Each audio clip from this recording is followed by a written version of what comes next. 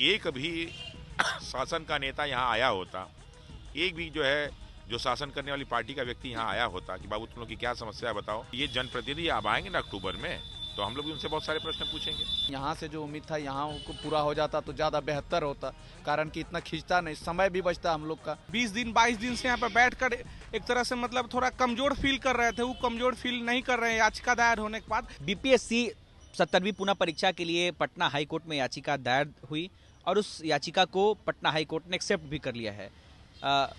15 जनवरी को इसकी पहली सुनवाई होनी है। हमारे साथ बीपीएससी के कई अभ्यर्थी हैं, शिक्षक भी हैं, क्योंकि मैं उस जगह पे मौजूद हूँ जहाँ पर पिछले 22-23 दिनों से धरना चल रहा है। ठंड का मौसम है और अभ्यर्थी लगातार बने हुए हैं। पहले तो हम रामांशु सर से बातचीत करेंगे, बाद में कुछ अभ्यर्थियों से भी जानेंगे। सबसे पहले एक एक सवाल सभी लोगों से लेंगे करके। एक्सेप्ट हो गया है पटना हाईकोर्ट में याचिका, इसको लेकर खुश हैं आप लोग? बिल्कुल एक्सेप्ट होना चाहिए था और टाइमली एक्सेप्ट हो गया। अब इस पर बेहतर निर्णय भी आ जाए ताकि हम लोग का ये प्रयास पूरी तरह सार्थक हो जाए। लेकिन इसमें निर्णय में हम लोग माननीय उच्च न्यायालय से भी रिक्वेस्ट करेंगे कि जो लोग इसमें संलिप्त हैं उन पे भी उचित कार्रवाई हो, वरना अगली बार फिर होगा तो हमें विश्वास नहीं कि वो ठीक से एग्जाम कराएं। तो हम विश्वास करते हैं कि माननीय उच्च न्यायालय। बात की खुशी है कि ये पहला सीढ़ी है, पहली सीढ़ी पे हम लोग चढ़ गए हैं। बिल्कुल, देखिए खुशी बहुत ज़्यादा नहीं है। खुशी इसलिए ज़्यादा नहीं है कि आज हम लोग का 25वां दिन होने जा रहा है और जो हम लोग चीज़ चाह रहे थे कि प्रतिनिधियों के माध्यम से सॉल्व हो जाए, उन लोगों ने इसको अनसुना कर दिया। जब अगर हम लोग को उच्च न्यायालय में ही, माननीय उच्च न्यायालय में जानना हो, माननीय उच्चतम न्यायालय में जानना हो, तो फिर हम लोग जनप्रतिनिधि चुने क्यों? फिर हर समस्या के लिए हम लोग वहीं पे जाएं। आखिर जनप्रतिनिधियों का हमें क्या आवश्यकता है? खुश नहीं है आप उतना? खुश इसलिए नहीं है कि हम लोग की जो एक इच्छा थी, हम लोग की एक मनोकामना थी कि ये प्रशासन और शासन की तरफ से हो, आज उच्च न्यायालय की तरफ से हो रहा है।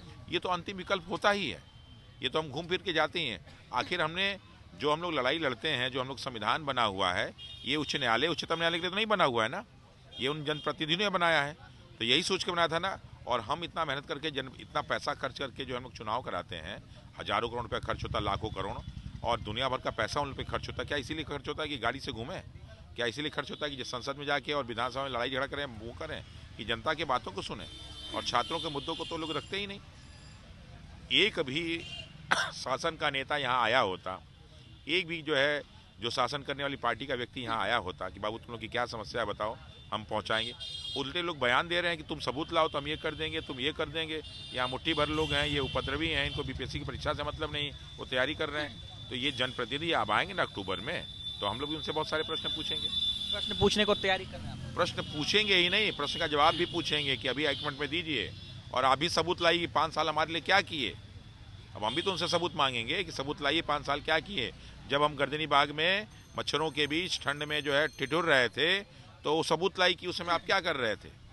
तब हम लोग उनसे सबूत मांगे, पूरे बिहार के युवा उनसे सबूत मांगेंगे। 7 करोड़ युवा हैं ना, 40 साल से कम के एज के लोग यहाँ पे 7 करोड़ लोग हैं। ये 7 करोड़ उन सारे के सारे शासन वालों से, पक्ष विपक्ष सबसे हम लोग मांगेंगे कि जब हम लोग ठिठुर रहे थे तो आप किस ठंड में ठिठुर रहे थे बताइए। और भी युवा हैं, उनसे बातचीत करेंगे। क्या नाम है आपका?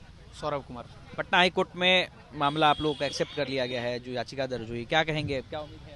सर अच्छा बात है कि हम लोग का माननीय न्याय हाईकोर्ट में हम लोग का याचिका एक्सेप्ट कर लिया है, ये तो खुशी की बात है ही। लेकिन जो हम लोग का यहाँ से होना था, इसको ज़्यादा खींच गया ये अलग बात है। ठीक है, न्यायिक प्रक्रिया एक अलग है, उससे तो हम लोग आते ही अंत में लेकिन यहाँ से जो उम्मीद था यहाँ को पूरा हो जाता तो ज़्यादा बेहतर होता, कारण कि इतना खींचता नहीं, समय भी बचता हम लोग का। लेकिन हम लोग का थोड़ा समय भी इसमें लैप्स कर गया। जो तैयारी का स्टूडेंट है, हम लोग को बहुत भूखा नहीं है सर। हम लोग बात है कि पढ़ाई डिस्टर्ब होता है, ये थोड़ा सा हमेशा बैकग्राउंड में चलते रहता है कि पढ़ नहीं पा रहे हैं, ये नहीं हो पा रहा है। तो अब तो न्यायिक प्रक्रिया है, तो वहाँ से जो हम लोग का फैसला होगा वो तो स्वागत है ही।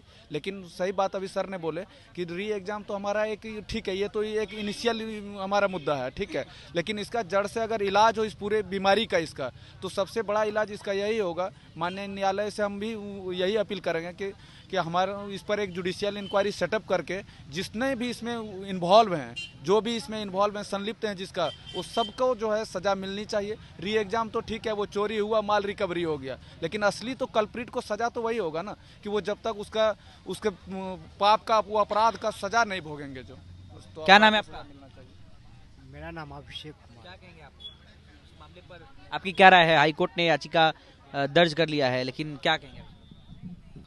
याचिका तो दर्ज कर लिए और देखिए वो क्या बताते हैं। हमको लगता है सकारात्मक परिणाम ही आएगा और जो आयोग में बैठे हुए हैं, जो अधिकारी है, जो मंत्री है, जो माफिया है, शिक्षा माफिया, उनका भी सफाया होना जरूरी है। नहीं तो फिर उस एग्जाम का क्या ही फायदा रहेगा। क्या नाम है आपका? मेरा नाम नीरू नारायण है। क्या कहेंगे आप पूरे प्रकरण में? हाईकोर्ट ने याचिका तो दर्ज कर लिया है, हाँ। लेकिन कई सहयोगी ने बताया कि हम उतने ज्यादा खुश नहीं है अगर ये प्रतिनिधि। देखिए, ये कोई सेलेक्टिव अप्रोच नहीं है खुश होने या नहीं होना, ये कलेक्टिव अप्रोच है। हाँ, पॉजिटिव है। याचिका दायर हुआ तो जो 20 दिन 22 दिन से यहाँ पर बैठकर एक तरह से मतलब थोड़ा कमजोर फील कर रहे थे, वो कमजोर फील नहीं कर रहे हैं याचिका दायर होने के बाद। अगर 20-22 दिन से हम लोग विद्यार्थी लोग और यहाँ पे रोड के किनारे बैठ के इस चीज़ का इंतजार कर रहे हैं, इसका एक ही मतलब है कि सरकार का क्लियर फेल्योर है। जो हम लोग का जनप्रतिनिधि चुन के जिनको हम लोग विधानसभा में बैठाए हैं, उन लोग हम लोग का कोई बात नहीं सुना, उन लोग का सबसे बड़ा फेल्योर है। इसी कारण हम लोग 20 दिन 22 दिन से बैठे हैं और हाई कोर्ट का दरवाज़ा खटखटाना पड़ा। और हम वहां से उम्मीद है कि हम लोग हमारे पक्ष में ही आएगी जो भी फैसला आएगा।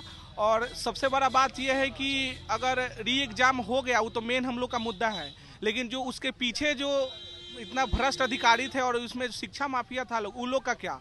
उन लोग को खोज के निकालना नहीं पड़ेगा तो फिर आलू सड़ेंगे। कुछ सड़े हुए आलू, जो टोकरी का पूरा आलू सड़ा रहे हैं। सिर्फ प्री एग्जाम से बात नहीं चलने वाली। री एग्जाम तो कराना ही पड़ेगा, वो तो हम लोग का अधिकार है, उन लोग को देना ही पड़ेगा। लेकिन बार बार री एग्जाम जैसा मुद्दा ना हो, इसलिए उस सारा आलू को निकाल कर आयोग से और जो भी और आयोग के आसपास है, उस सारा आलू को निकाल कर फेंकना पड़ेगा। तब जाकर हम लोग एक स्वच्छ माहौल में प्रतियोगिता का अच्छा से हम लोग ये कर पाएंगे।